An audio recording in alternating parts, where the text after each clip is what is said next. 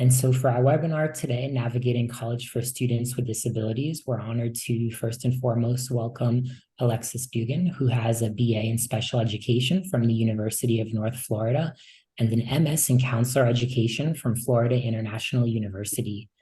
Her love for individuals with disabilities started as a special education teacher, where she served students with varying disabilities for 5 years.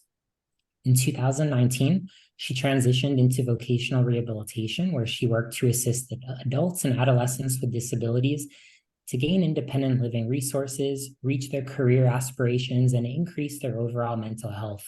As a current licensed professional counselor, Alexis has gained a new love for veterans and archaeology and has completed digs in Sicily, Israel, and San Antonio, Texas. Alexis's area of expertise within mental health include disability, societal barriers in light of disability, self-advocacy, mindfulness, and educational concerns. Alexis previously worked as the Student Disability Services Director at Texas A&M University Commerce, where she is also working on her doctoral degree in higher education. As a certified rehabilitation counselor and licensed professional counselor, Alexis is looking forward to the opportunity to collaborate with everyone here in attendance today. And Alexis, we're so incredibly honored to have you presenting today. So thank you for being here. And of course, we would also like to extend a very warm welcome to our co-presenter for today, Dr. Marcela Kepic, who is a professor of practice at the University of Arizona. Her expertise lies in human development across the lifespan, with a research agenda that focuses on the life satisfaction and wellness of adults who experience trauma, loss, and grief. Dr. Kepic is a past president of the Association for Adult Development and Aging, AADA, and she is currently chairing the Middle Adulthood Task Force for the AADA. She's also a member of several state, national, and international professional organizations contributing to the development of grief competencies for the counseling profession. In addition to contributing to peer-reviewed publications and presenting at national, international, and state conferences, Dr. Kepic serves as a reviewer for a few peer-reviewed journals and is a counseling program liaison for KCREP. She maintains her private practice and is passionate about the well-being of students, educators, supervisors, and clients. Dr. Kepic, we're also very grateful for you to be here today, and we're honored to have both you and Alexis presenting and joining us today. And at this point, the floor is yours. So please feel free to go ahead. So thank you everyone for joining us today for this presentation. As we open up today, I want to ask, and you can respond in the chat, but what does disability mean to you? When you hear the word disability, what comes up for you? That could be an image, maybe it's words, services, but what does disability mean to you? And you can put that in the chat.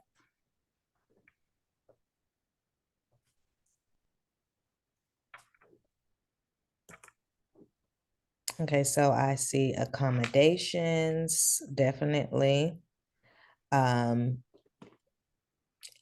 other imagery or words that come, special challenges, okay. Okay, depending on the person and their experience, it could be a label, diagnosis, or an identity. Right, identity, advocating a physical or mental impairment that limits one or more major life functions. Okay, limitations, societal barriers. It can be an impairment to some form of daily functioning, different ways of doing things. Okay, some people like the terminology differently able. Identity, obstacles, gifts. Okay, so I like to always ask that question because strengths as well, differing abilities or limitations. And I like to ask that question about what does disability mean to you? Because first and foremost, the word disabled, you've probably seen a lot of that language lately. It's not a bad word. And I know when some people think of disability, different images or different definitions may come to mind. And this presentation is looking at a disability as a whole for students who are transitioning into higher ed, or for students who are already there. So thanks so much for hopping in the chat about that. Now, our objectives for this webinar, of course, we want to identify the main characteristics, so strengths and challenges. We saw that in the chat already when talking about a disability. So identifying the strengths and challenges of college students with disabilities, emerging adults and their intersectionality. Understanding common and frequent barriers. We saw that in the chat as well, barriers that students with disabilities may be facing and the impact on identity development and learning. We saw identity as well in the chat, as well as learning about approaches and resources for students with disabilities in higher education.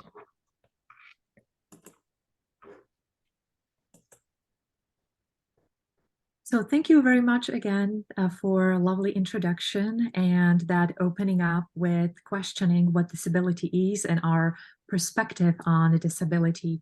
I would like us to understand some statistics. Typically, when we introduce a term, we get the perspective, we slightly learn about the statistics, how that looks like in our US population. So in the US, we have approximately 60 million individuals with some type of disability, okay? Many people with disabilities, are part of workforce. And we know that those who have psychiatric disabilities, 90% of them are unemployed. The rates of disability are higher among African Americans. And now let's take a look at specifically college population. So overall, as we're thinking about students who are graduating or leaving high school and going into college, the statistics share with us that approximately 40 to 60% of those who are 18 and 24 are college students. Again, depending on the geographic location, depending on the graduation rates. So, but statistics is there that 40 to 60% of our young adults will eventually go to college or graduate college. When it comes to the students with disability, approximately 19% of our undergrad students are students with disabilities.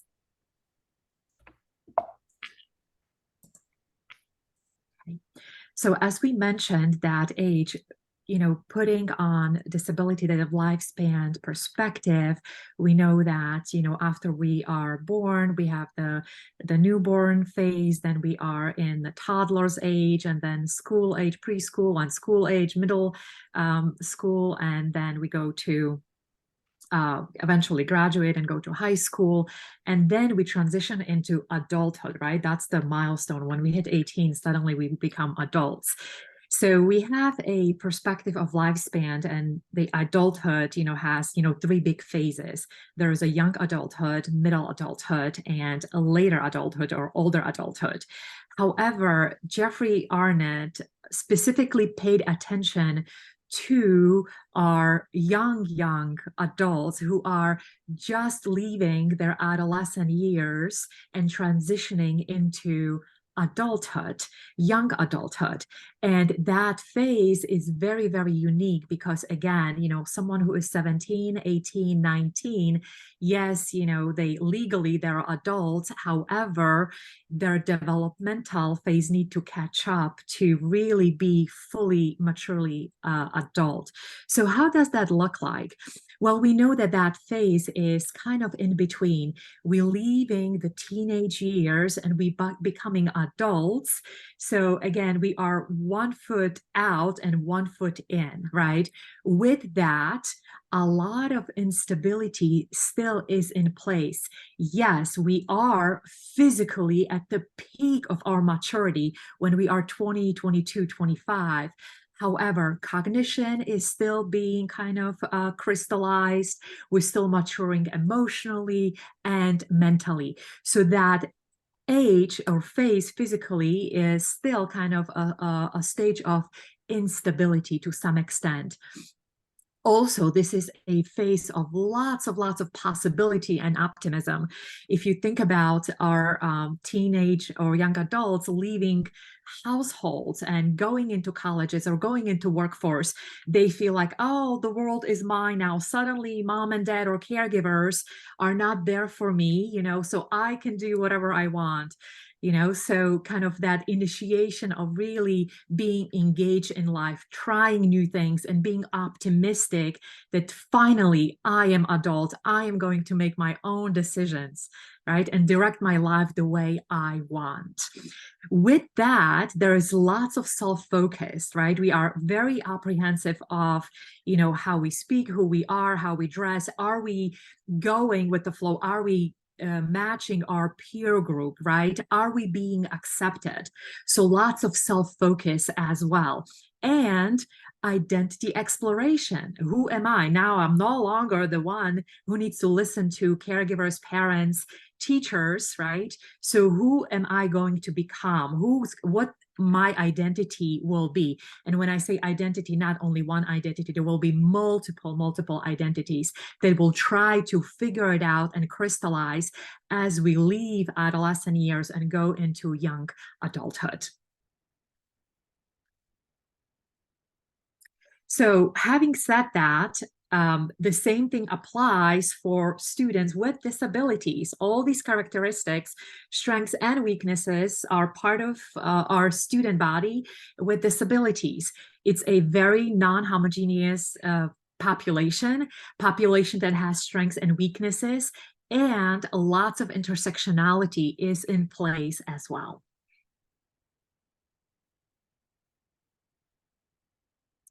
So what is a disability? The ADA defines a person with disability as a person who has a physical or mental impairment that substantially limits one or more major life activity. And that includes people who have a record of such an impairment, even if they do not currently have a disability. It also includes individuals who do not have a disability but are regarded as having a disability. Also, as we move through our presentation, let's keep in mind that disability we can be born with disability, we can acquire disability, or disability can be developed later on as we become mature and wiser. So there are some laws that protect students with disabilities within higher education. So as we're moving out of higher education, many of us are familiar with IDEA or No Child Left Behind. But for students with disabilities, those laws change once they transition into higher education. They are still protected, but the laws are very different, which is sometimes a shock to students and parents once they do transition into higher education. So the first law, Section 504 of the Rehabilitation Act of 1973. So this requires colleges and universities to ensure accessibility of college classes, programs, labs, activities, events, and facilities. And reasonable accommodations may be provided to ensure that accessibility. But one of the major changes here, once students have transitioned into higher ed, is that the focus is on access. It's not on success, which is more of K through 12. And accommodations are still provided, but they must be reasonable, and they cannot be outside of the purpose for the course. Now, the Americans with Disabilities Act, the ADA, and then there is the Americans with Disabilities Act as amended, which is the ADAA, and that expands the type of institutions and public venues that provide accessibility, and it also further clarifies who an individual with a disability is and how they must be provided accessibility. And the ADA is considered, of course, we all know this, but it's the Civil Rights Act for individuals with disabilities. So these are two very important laws that help to protect our students with disabilities who are in higher education. Now, and this came up in the chat as well, but accommodations. So what are accommodations? They are adjustments to the curriculum that level the playing field to create equal access. So accommodations are typically handled with student disability services, or many offices have different names, but the office that serves students with disabilities. And then there is also an accommodations process. Of course, these things don't happen automatically. They're not transferred over. Sometimes that's different, or that is different for students who are transitioning into higher education, because those things were already done for them. Either through parents, through 504 coordinators, but once the student comes within higher education, they have to advocate for themselves for this. They have to bring documentation. They have to speak with someone so that they can receive adjustments to the curriculum. And it's also important to note that accommodations, they cannot override the purpose of the course or the learning goals for the course. Of course, there are different ways of doing things, and that is the Student of Disability Services office's mission is to, see how those things can be done differently while keeping the learning objectives intact. Now, what does advocating look like for students with disabilities? So I kind of talked about this a little, but it starts with the student. So no services are automatic. Just because a student was receiving accommodations within their last institution, it doesn't mean that they get to their new institution and then those things are still in place. They have to start the process over again, which is sometimes difficult. It can create barriers, but it is important for students to know this. So when advocating for yourself within a college environment, there are various offices on campus that really help to service our students with disabilities. So some of those things are the counseling center, especially for our students who have a mental health diagnosis. They do provide counseling. Some provide short-term counseling, but at some universities, they do provide a long-term counseling at no cost to the student. Or at a modified rate. Of course, Student Disability Services, which is the premier office for students who need to have accommodations. And then there's other helpful resources that some students don't know about, the food pantry, office of campus, recreation.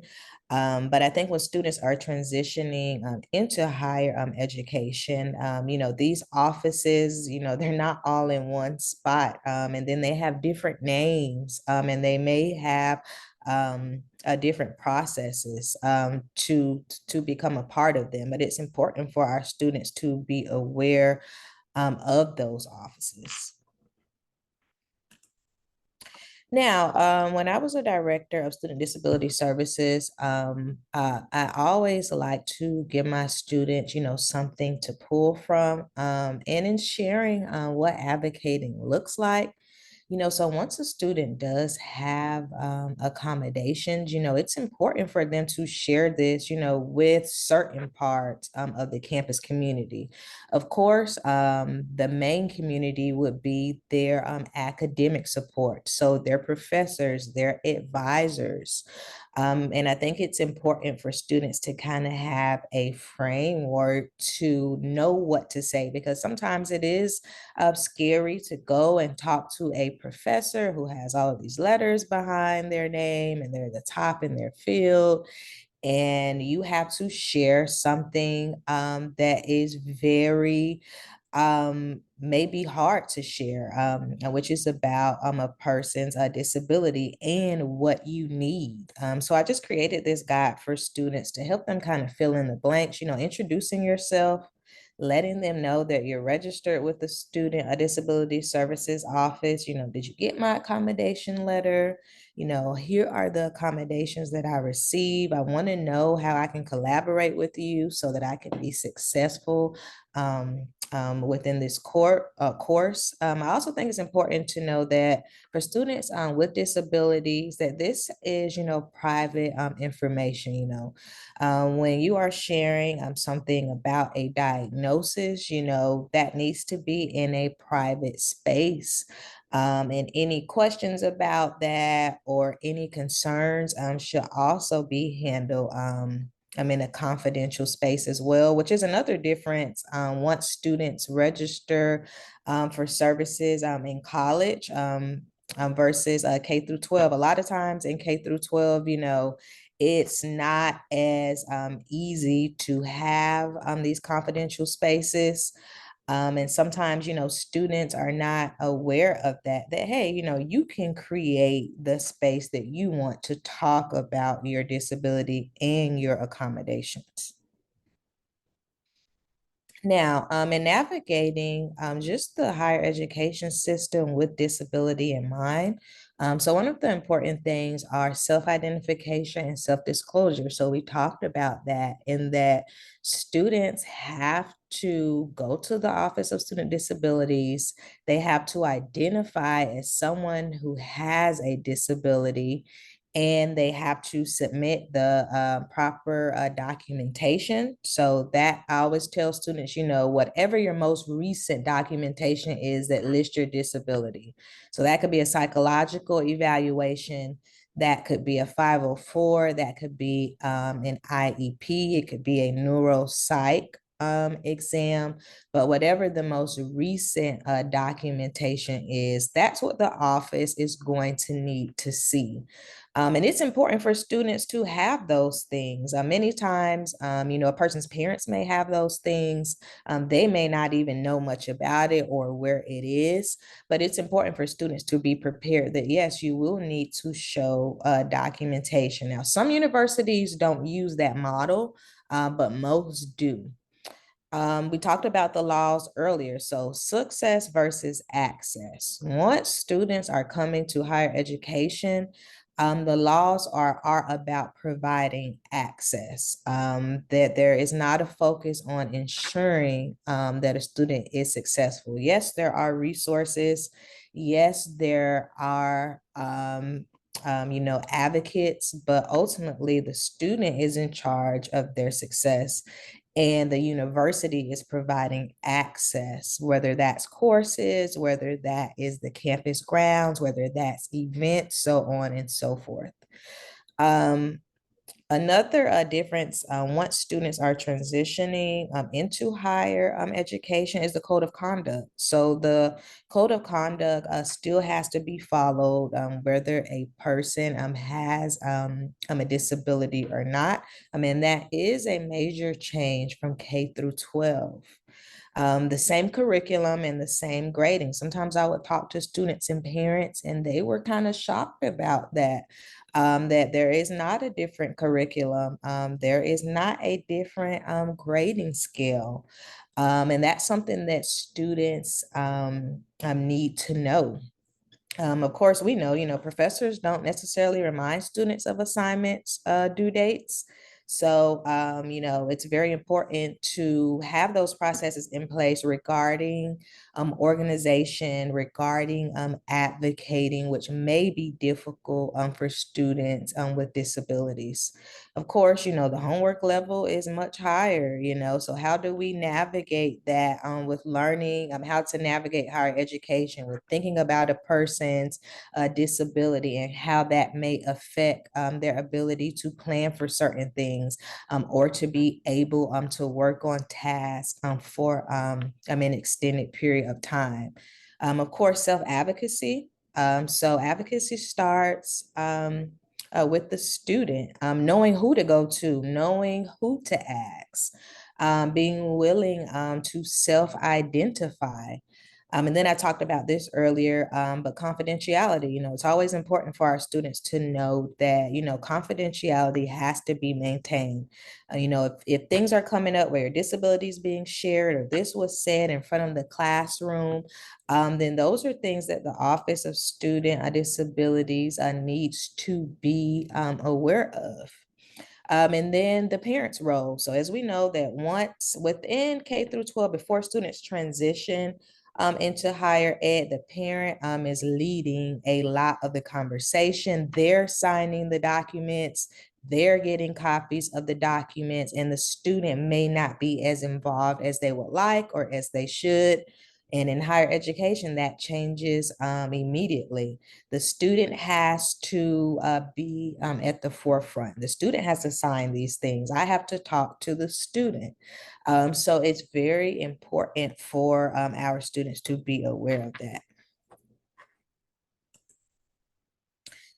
Now, just another quick list of campus resources for students with disabilities. Student Disability Services, that name may change. The Counseling Center, Ethics and Compliance. I think that's important because within the university framework, if a student needs to report something regarding a discrimination on their disability, that's where ethics and compliance comes in, to talk about those things, to talk about what discrimination looks like and what that process is to report that. So that's a very important office for our students with disabilities, as well as student engagement. So I've done a lot of work just surrounding students with disabilities being involved and having a sense of belonging. And how do we create that for students with disabilities? Who are those offices?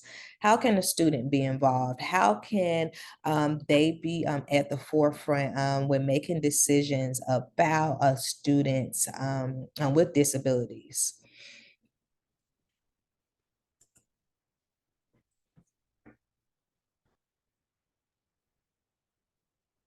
So as Alexis alluded to, the fact that every university will have unique name or title for centers where students with disabilities can go register and seek help and accommodation.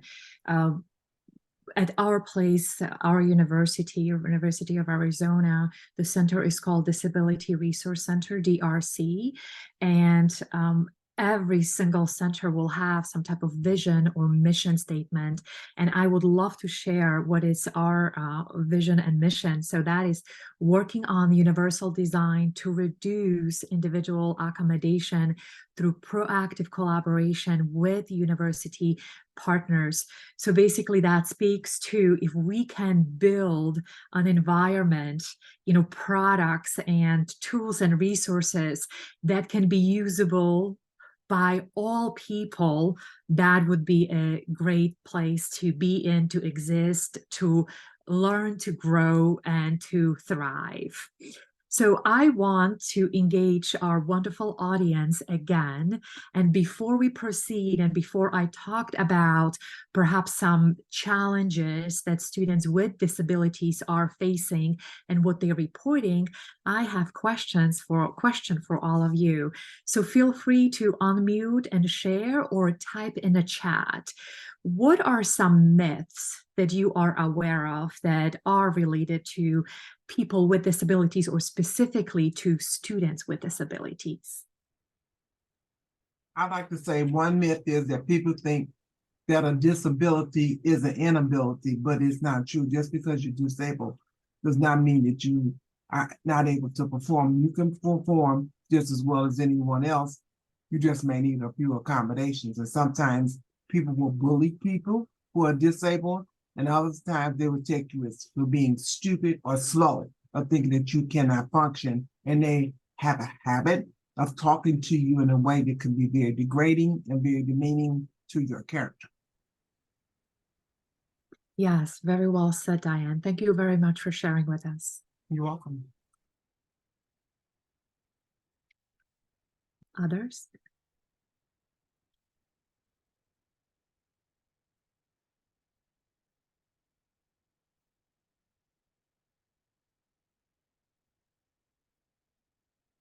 Okay, yes. Elizabeth is sharing with us that myth is you can always tell who they are. And Christine is sharing with us that students who are deaf can lip read, right? Or another one that students who are hard of hearing, they all know sign language, right? Another huge, huge myth out there. Or the fact that people with disabilities, most of them are on wheelchair. That's another myth. So I'm wondering if, you are aware of any other, such as people with disability drain economy. That's another big myth right there. Or, maybe the opposite could be that they are very brave and courageous. Okay, let's see. Danica is sharing with us that people who are young can have physical disability. Yep, another myth fluctuating there in our society. Very good. Yes. Thank you so much for sharing and your contribution. So let's switch gears and let's talk about some experiences of students with disabilities. So this slide represents a combination of something that our literature is informing us and my experience with students when I'm working with students with disabilities, when we are doing surveys and we are inquiring about their experience. So it's a blend of outcomes here. So many times students will report in academia or on campus that there is a lack of empathy in relationship, right? So there is not warmth and understanding. Many times professors or mentors, will not have as much time for them. Also, there is an infantile view of disability, being treated as younger than they actually are. So when we have students in wheelchair or, students with hard of hearing or some psychiatric disability, there is the tendency to, oh, there is something wrong with them. Perhaps they are not capable. And we already spoke about that myth, or they don't know better, right? So many of them feel being treated younger as they are. And I know that we spoke about the lifespan perspective and the fact that one characteristic of young adulthood is maybe being in between or being slightly unstable, but that doesn't mean that our approach will communicate that we are treating them as they are, younger or not fully matured.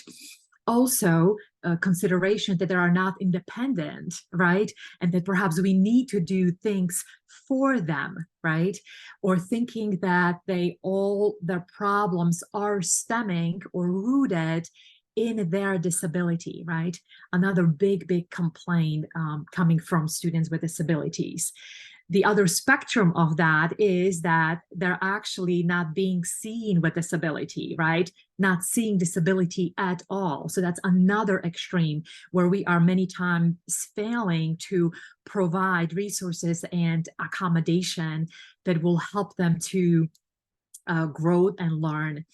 Another one is making decision on their behalf. That is a big one, So they're basically saying, do not make decision for us. You know, we are capable. Yes, perhaps I cannot walk, but that doesn't mean that I cannot use my brain and make my decisions and call my choices, right? So they know better what is better for them, right? So let's not assume that we know what they need. Even though we are working with students with disabilities, perhaps we might be specialists for one type of disability. For example, my background was in special ed for students with hearing loss or deaf students, right? So just because I become an expert in one aspect, I might not know all about other disabilities. And still, there is so much variation within a specific disability. So not all students with hearing loss, you know, will have similar needs and preferences. And that's where we need to be very careful about how we phrase questions, how we ask them, and how we provide resources that they need. So they need to have options to choose for themselves because they know themselves the best. Also, another huge challenge, especially as we came out of COVID pandemic, is use of technology, right? So, you know, accommodation is crucial and technology is wonderful. However, that does not mean that just because we have this technology product, that product will fit all students with all disabilities. And further, what are some known barriers? So service not known or no access, and that speaks to many of the transition periods when our students with disabilities have, for example, they are leaving high school and they are going on college campus, right? And, you know, how do they navigate campus? Who do they ask? Who is there for them to help them with what's available? So many times when we do have students in our classrooms, they might, yes, maybe they are linked to one center on campus, right? But they are not aware of other wonderful projects and resources that might be available to them. Also, there is a misconception that accommodation are expensive. And that comes with, oh, I already asked for this accommodation, therefore, let me just keep quiet. I need to be happy with what I have, right? And they are basically not being fully exposed to variety of resources that we have. And that many times it's tied to that internalized oppression that, you know, they are growing up with, right? Because of the society prejudice and myths that are, you know, associated with, you know, perceptions about people with disabilities. So I will inconvenience someone. So many of them, you know, will not ask for what they need, or if they ask for one thing, they'll already say, oh, okay, I perhaps not gonna rock the boat or ask for something else because I already have been accommodated and I don't want to cause disturbance. So if you are aware of any other barriers, perhaps you might have loved ones or students or supervisees with disabilities, and maybe they shared something else with you. So feel free to put it in the chat and we'll come back to it. So application. So students with disabilities are their own experts. They know themselves the best. So we as educators, as counselors, as clinicians, as mentors, you know, what do we need to keep in mind? Well, first and foremost, autonomy. They are autonomous individuals, right? So allow for that autonomy to be surfaced. Assist them to make an informed choice, but leave that decision up to them. They're humans as we are, and we know that part of young adulthood is making choices. It's trial and error, right? Maybe they feel that this choice will be better for them and they go, and if they'll fail like everyone else, that's okay, right? Making a mistakes or failure is a great opportunity to learn, right? And to be stronger and growing stronger. Independent. So we encourage them to take control and responsibility. We are empowering them. Disability is not one part or not the only part of their identity. There is lots of intersectionality, right? Perhaps there is an individual with physical disabilities, okay, but there can be great artists, right? Or they can have other talents, right? And we need to use their strengths and their talents to really help them out to compensate for whatever it needs to be compensated for or accommodated for. Next thing is integration. So access and opportunity to be fully engaged in campus life, right? So just because they're linked with DRC Center and they come to classes doesn't mean that they cannot be part of rich campus life. And we need to talk about it. We need to have posters. We need to have links and constantly make them aware that these are the great activities and plans and resources for them on campus. And as Alexis was alluding to, our role and responsibility is also to be advocates, so advocating on their behalf with them, but also making them advocates for themselves, right? So we want to be aware, we want to recognize and take action to promote change.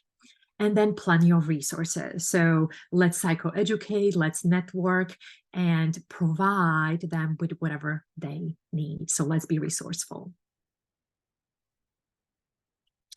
And I just want to highlight and conclude this section with a beautiful quote from Judith Heumann.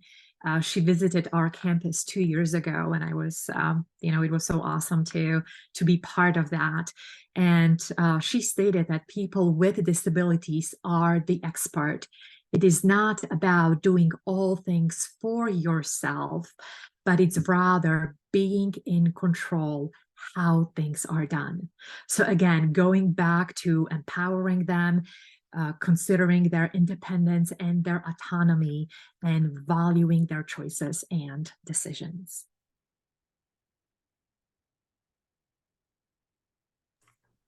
So in thinking about just disability etiquette and some general tips, people with disabilities, of course, we all know this, but they want to be treated like everyone else. Disability doesn't need to be the focus of the conversation if it comes up at all. But relaxing and just getting to know a colleague or a guest or a student, as people, as professionals, asking before you provide assistance. So this was said earlier, but people with disabilities are the experts in what works for them and what doesn't work for them. This is not new for them. So always asking before you assume, that someone needs assistance. And that may look like, let me know if you need anything, keeping it in broad terms. I'm over here in case in case you have a question about anything, but not just assuming that a person with a disability needs assistance. Thinking in terms of disability pride language, so using words such as, a wheelchair user as opposed to someone, who is confined to a wheelchair. No one is confined, to their wheelchair. For someone who does not have the use, of their legs or maybe other extremities, a wheelchair would be very, freeing. It would provide that independence. So being careful of your language. A person who is deaf or blind versus, deaf person, blind person. But in thinking about terminology, putting the person first. Now, there are some individuals who are okay with the disability being first. And how we find that out is we ask or we kind of take their lead when they're describing their disability, but never just assuming. Now, also, some things to remember, folks with disabilities, they're individuals with families, jobs, hobbies, likes and dislikes, problems and joys, like everyone else. And yes, of course, disability is an integral part of who they are, but it doesn't define them. So not making them into disability heroes or victims or inspirational, that's very inappropriate. But just remembering that, a person with a disability is always a person, first. Now, in thinking about some disabilities that one may come into contact with on a college campus. So we talked about this earlier, but hearing loss. And thinking about just some of the etiquette surrounding that. So we talked about, not assuming that someone who is deaf or hard of hearing knows sign language. Because they may not, or not assuming that they can read your lips because they may not be able to. But gaining the person's attention first. So that may look like, tapping them gently on the shoulder or arm, or just giving a hand signal so that they know, that you're talking and that you're talking to them. If the person does use a sign language interpreter, talking to the person, not the interpreter. So the interpreter is there to interpret, but you are still talking to that person directly. Keeping your eyes on the person who is signing or talking, especially, because some interpreters, they may voice for the person. So you want to make sure that your attention is on that individual and not the interpreter. So facing the person, speaking in normal tones, it's never okay to yell or shout. And then another thing I think that's very important is, when planning events, is someone using a mic? No matter how many people are in the room, there's always that one person that says, oh, I can shout loud enough, for everybody. That's very inappropriate. You cannot shout loud enough for somebody who may not have that ability to hear you clearly. So that is very important to remember. Let's use the mic, let's pass it around, wait till the mic gets to you, because we don't know, who has hearing loss, or could it be that you're just sitting far back and you just can't hear them? So using a mic helps everyone. Vision loss. So think about a student who may have vision loss. Of course, asking before offering assistance, introducing yourself. So, hi, my name is Alexis. I know some people may describe their clothing. Some people may describe their skin tone. If a person is using a guide dog, of course, the dog is working. It's not a pet, so you don't want to pet the animal, but you could ask, can there be a time, where I can, pet your animal? But remembering that that animal is working, offering help with respect, of course, so asking the person first, being patient, giving, clarity, precision when describing something. So if you were out to eat with the person who was blind or low vision, and if they needed your assistance, you may say your dinner fork is to the right of your plates, your menu is on the left, just describing that scenery for them. Physical disability. So we talked about this, of course, everyone who has a physical disability is not in a wheelchair. They may have an aid, like a mobility aid, but asking before offering assistance, respecting a person's personal space, not touching their wheelchair or their a mobility aid, that is an extension of their personal space. So of course, accessibility, that's really, really big. A lot of times accessibility is thought of after the fact, but when you were planning that event, did you have someone who has a disability, or did you consult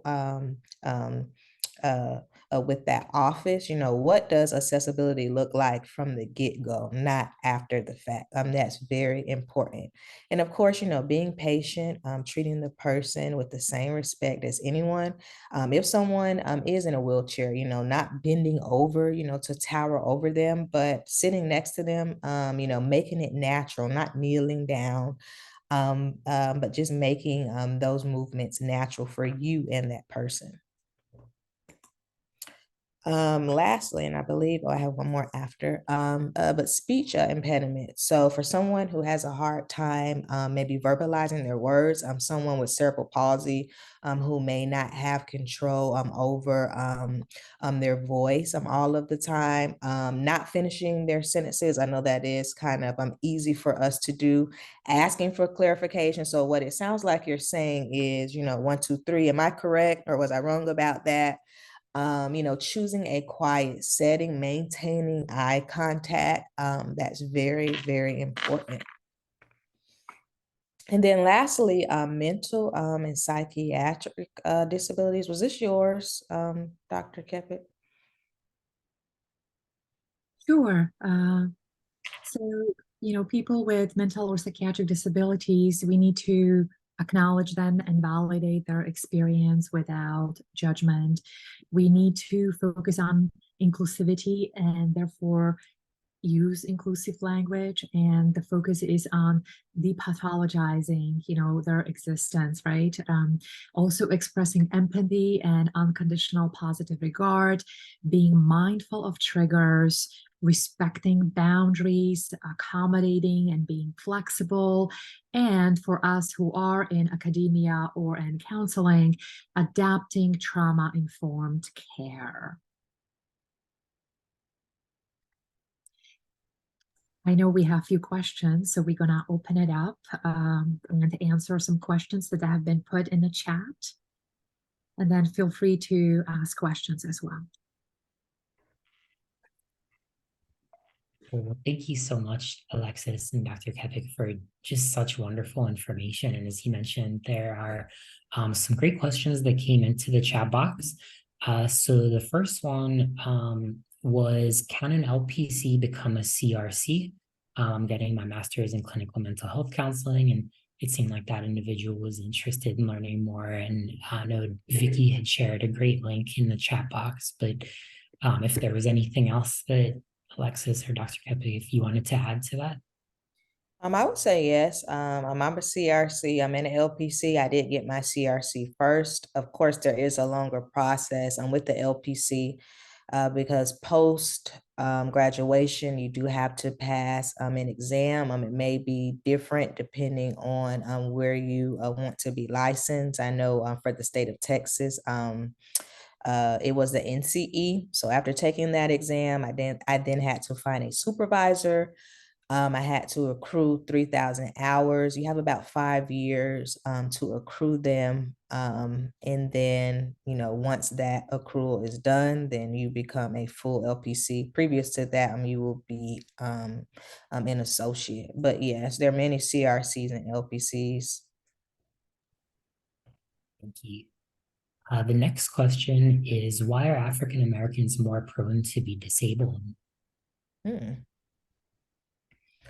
I think that may go into help, thinking about the barriers that are within healthcare, that a lot of our community may not feel comfortable with going to seek healthcare for various reasons, whether that be that they feel like that we are not heard, or whether bad experiences, not seeing anyone who looks like you, as well as just thinking about, early diagnosis, within our community, knowing about, some of the disabilities and things to look for. Sometimes those things aren't as talked about in our communities. I think so. Did you have anything, Dr. Kepic?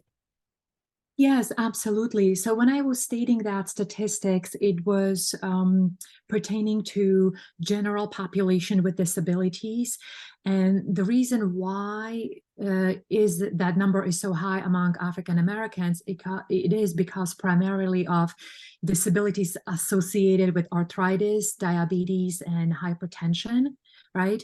And we know that disparity results, they do result from a complex interactions of socioeconomic and demographic characteristics. So that's why we see that percentage very high. Thank you both. I hope we answered your question. Thank you.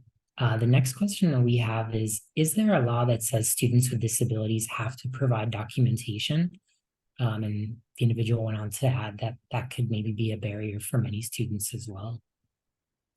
Yeah, so I think that when establishing a disability, and I would have to go back to get the exact verbiage, but that it is, and that may be in section 504, but that it is allowable for universities to ask for that. Of course, I know within the office that I worked at that sometimes students wouldn't have documentation, so we would assist them with getting that documentation. But yes, the law is clear about that. Yes, it is allowable for universities to ask for that. There are some universities that don't. Mine was not one of them. But within the Student Disability Services Office, when students don't have documentation, general accommodations like extra testing time may be temporarily approved to give that person time to obtain documentation.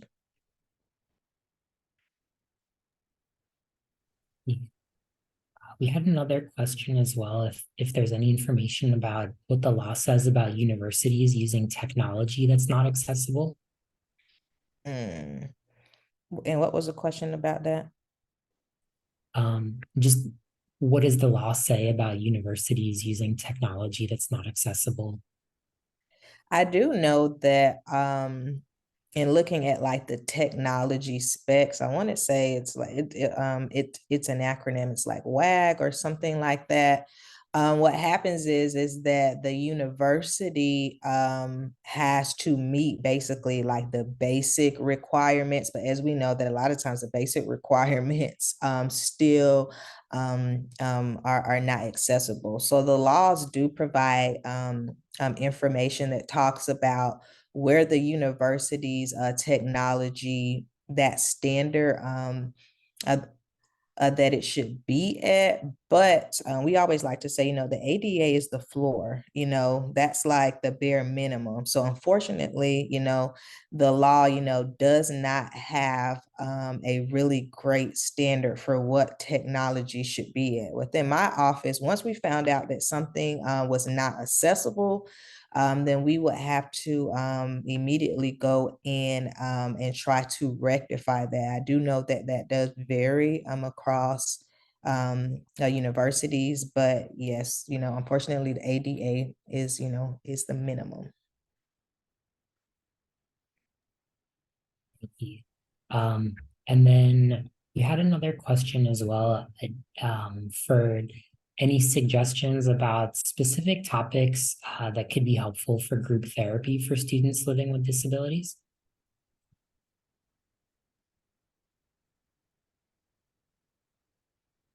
I think disability identity would be one.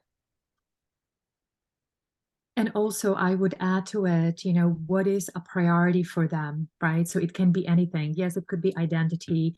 Yes, it could be social skills. Yes, it could be something else. So really getting students together and brainstorming with them what the need is, what would they like, what the focus is. So kind of exploring, again, going back to them and seeking those answers from them instead of prescribing and assuming, oh, just because I have students who have this disability or that disability, that this is the topic they need to hear about. Again, so I do encourage everyone to kind of going back and asking them and getting those themes and topics generated from students with disabilities.